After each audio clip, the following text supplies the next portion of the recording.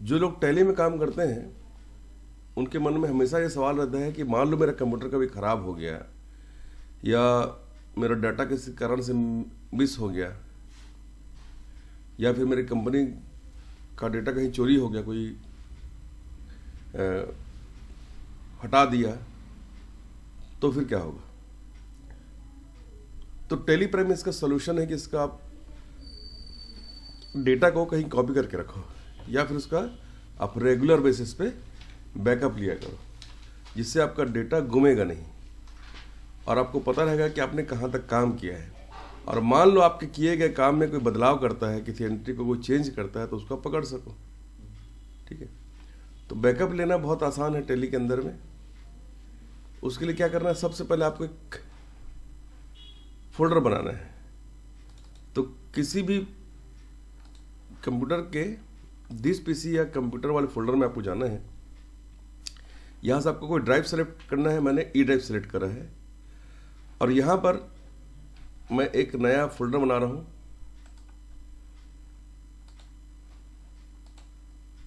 और इस फोल्डर का मैं नाम रख रहा हूँ 16/12/24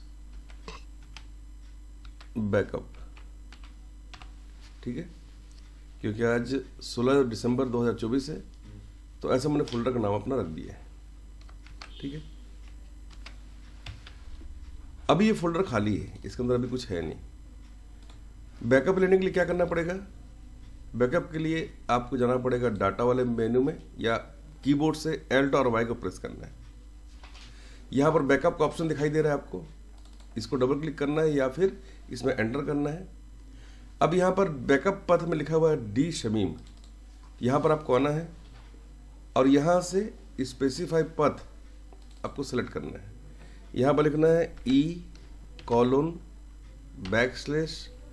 फोल्डर का नाम और एंटर करना है। जैसे आप ये करोगे तो यहाँ पर इस तरीके से दिखाई देगा। एक बार आपको और एंटर करना है तो वही नाम अब आपको यहाँ दिखाई दे रहा है।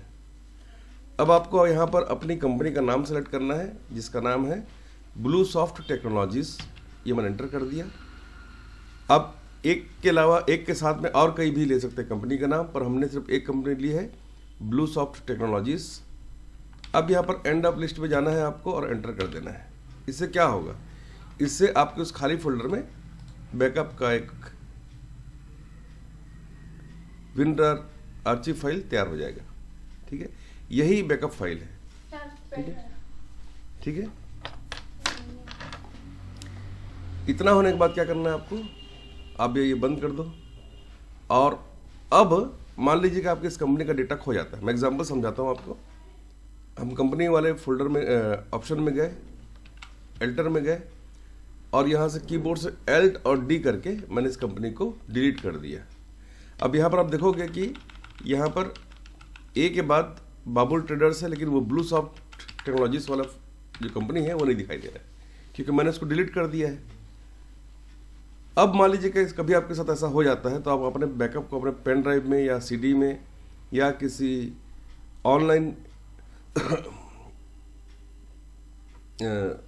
में रखे हैं, इसको कहीं पे है ना, ये तो बहुत सारे रहते हैं, तो वहाँ पर आपने कहीं रखा हुआ है ऑनलाइन में, इसको क्या बोलते हैं, उसको गूगल ड्राइव इत्यादि में आप रख सकते हो, है ना। ऑनलाइन गूगल ड्राइव रहता है और कई ड्राइव बने होते हैं, वहाँ पर आप इसको रख सकते हो अपने बैकअप को।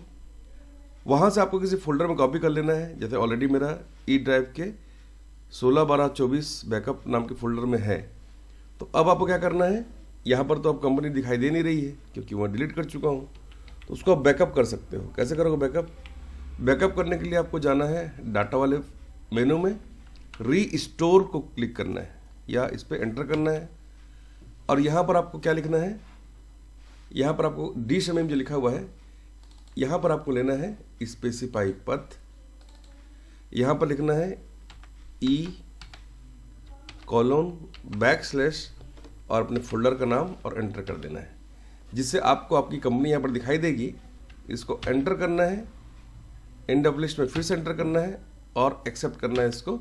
तो आपकी जो कंपनी आपने अभी डिलीट कर दी थी, एस्केप करने के बाद जब फिर से इसको आप देखोगे तो ब्लूसॉफ्ट टेक्नोलॉजीज नाम की जो कंपनी थी जो आपने डिलीट कर दी थी, वो पूरे डेटा के साथ आपको वापस से यहाँ पर मिल जाएगा। इस तरह से आप बैकअप और रिस्टोर करना जरूर सीखो, और सिर्फ एक कंप्यूटर में नहीं, अब एक कंप्यूटर में बैकअप लो और दूसरे में उसको रिस्टोर करके देखोगे तो और अच्छे से ये चीज़ आपको समझ में आ जाएगी।